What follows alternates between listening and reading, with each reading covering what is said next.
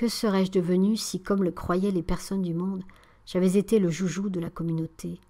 Peut-être, au lieu de voir notre Seigneur en mes supérieurs, n'aurais-je considéré que les personnes et mon cœur, si bien gardés dans le monde, se seraient attachés humainement dans le cloître.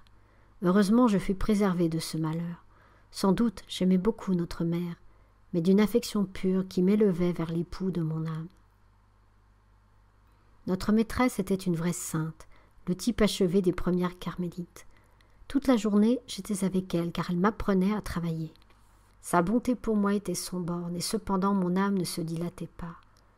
Ce n'était qu'avec effort qu'il m'était possible de faire direction. N'étant pas habituée à parler de mon âme, je ne savais comment exprimer ce qui s'y passait. Une bonne vieille mère comprit un jour ce que je ressentais. Elle me dit en riant à la récréation, « Ma petite fille, il me semble que vous ne devez pas avoir grand-chose à dire à vos supérieurs. » « Pourquoi, ma mère, dites-vous cela ? » « Parce que votre âme est extrêmement simple. Mais quand vous serez parfaite, vous serez encore plus simple. Plus on approche du bon Dieu, plus on se simplifie. La bonne mère avait raison.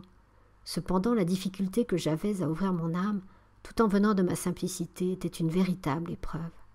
Je le reconnais maintenant, car sans cesser d'être simple, j'exprime mes pensées avec une très grande facilité. J'ai dit que Jésus avait été mon directeur. En entrant au Carmel, je fis connaissance avec celui qui devait m'en servir, mais à peine m'avait-il admis au nombre de ses enfants qu'il partit pour l'exil. Ainsi je ne l'avais connu que pour en être aussitôt privé. Réduite à recevoir de lui une lettre par an sur 12 que je lui écrivais, mon cœur se tourna bien vite vers le directeur des directeurs, et ce fut lui qui m'instruisit de cette science cachée aux savants et aux sages, qu'il daigne révéler aux plus petits. La petite fleur transplantée sur la montagne du Carmel devait s'épanouir à l'ombre de la croix. Les larmes, le sang de Jésus, devinrent sa rosée et son soleil fut sa face adorable voilée de pleurs. Jusqu'alors, je n'avais pas sondé la profondeur des trésors cachés dans la sainte face. Ce fut par vous, ma mère chérie, que j'appris à les connaître. De même qu'autrefois vous nous aviez toutes précédées au Carmel, de même vous aviez pénétré la première, les mystères d'amour cachés dans le visage de notre époux. Alors vous m'avez appelé et j'ai compris. J'ai compris ce qu'était la véritable gloire. Celui dont le royaume n'est pas de ce monde me montra que la vraie sagesse consiste à vouloir être ignoré et compter pour rien, à mettre sa joie dans le mépris de soi-même. Ah, comme celui de Jésus, je voulais que mon visage soit vraiment caché, que sur la terre personne ne me reconnaisse. J'avais soif de souffrir et d'être oubliée. Quelle est miséricordieuse la voie par laquelle le bon Dieu m'a toujours conduite. Jamais il ne m'a fait désirer quelque chose sans me le donner. Aussi son calice amer me parut-il délicieux.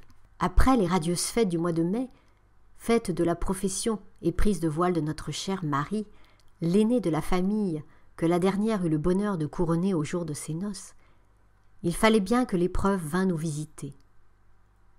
L'année précédente, au mois de mai, papa avait été atteint d'une attaque de paralysie dans les jambes. Notre inquiétude fut bien grande alors, mais le fort tempérament de mon roi chéri prit bientôt le dessus et nos craintes disparurent. Cependant, plus d'une fois pendant le voyage de Rome, nous avions remarqué qu'il se fatiguait facilement, qu'il n'était plus aussi gai que d'habitude. Ce que surtout j'avais remarqué, c'étaient les progrès que papa faisait dans la perfection.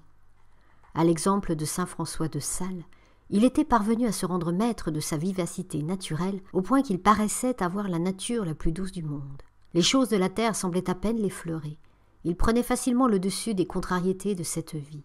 Enfin, le bon Dieu l'inondait de consolation. Pendant ses visites journalières au Saint-Sacrement, ses yeux se remplissaient souvent de larmes, et son visage respirait une béatude céleste.